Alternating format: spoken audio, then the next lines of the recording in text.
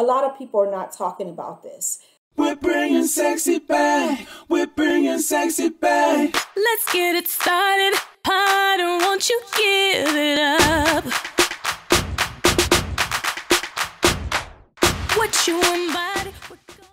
Hello, beautiful lady. Yes, I am talking to you. It is Thursday, and you know what goes down here on Thursday. Wife Life with Dr. Gail goes down here. So do me a favor.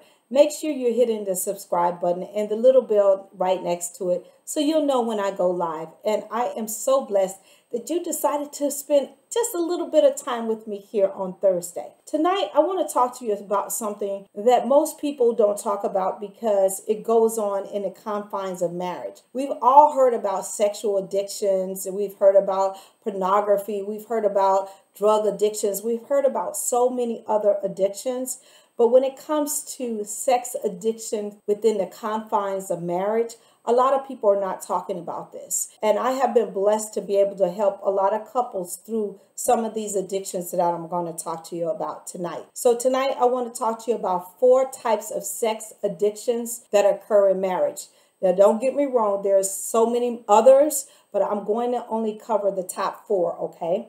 So spiritual addiction is the first one I want to talk to you about. Spiritual sex addicts, right? This person is looking for a spiritual connection in all the wrong places, right? They're looking to connect with their spouse the only way that they can really connect with God, right? And I know there's many people who come from many different backgrounds and religions that watch my videos, and I'm grateful for you, but I believe in God. And so I want to talk from the perspective that this person is looking for their spouse to be their God and to connect with them the only way that they can connect with God, right?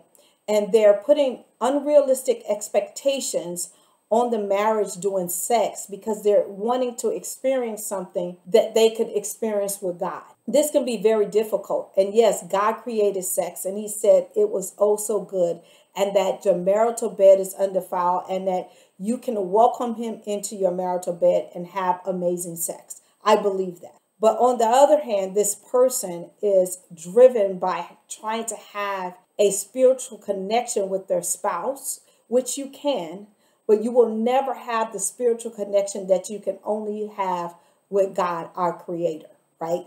And this person is like a fiend that is trying to have this spiritual moment with their spouse. And again, you can achieve and have amazing sex, and God can be in the center of it, right? Because he created it, but your spouse will never be your God, okay?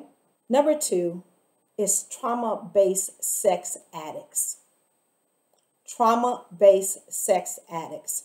And this person has experienced sexual trauma as a child or as an adolescent. This person is seeking someone to love them.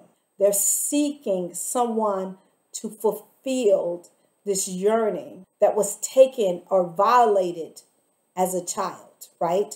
And they're wanting their spouse to repair, to restore what was taken from them as a child. And I will tell you, this is one of the hardest things to deal with, because when you are a child or an adolescent, you really don't have the authority and you really don't have an outlet to say, this is not what I want to do, right? And so if you're dealing with a spouse that has had sexual trauma as a child, they really need to get in some type of therapy that's going to help them get past that. Because again, they're looking and seeking for you to validate them, to touch them, to love them, to nurture them, to do all of these things. And yes, you should as their spouse, but they really need to deal with all of that trauma that happened to them outside of the bedroom. Number 3 is intimacy sex addicts, right? And 29% of sex addicts fit into this category. 29% of us, some of us, can borderline being an addict.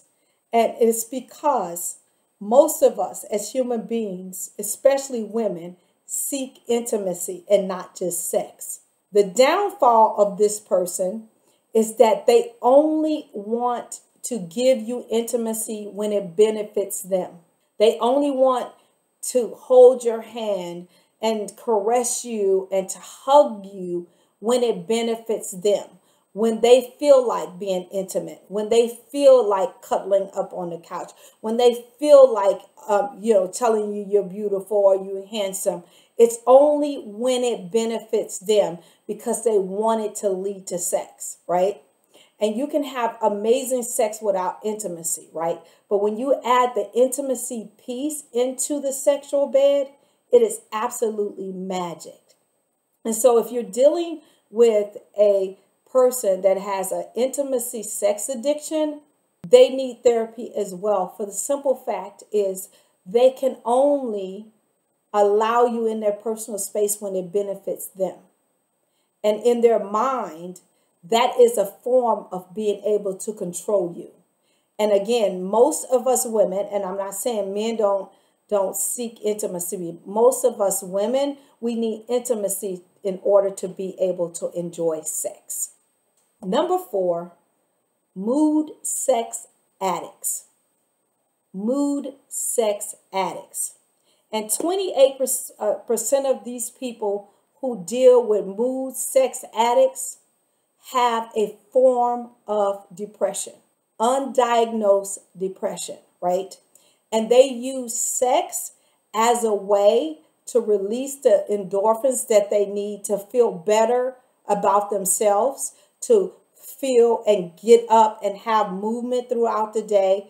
And they don't want to face that they have some other kind of mental illness going on within themselves. So they use sex as a way to feel better, to go throughout their day, to boost their endorphins, to make them feel happy, and to make them think that they're living a level life. But when you're dealing with clinical depression that is not diagnosed, it can run rampant in so many other areas of your life. And so if you yourself or you have a spouse that you can kind of identify with any of these tips that I have given you and any of these things that we have talked about in this teaching, I admonish you to reach out to a healthcare professional and get yourself some help, because what is amazing about all of these sex addictions, they're 100% treatable.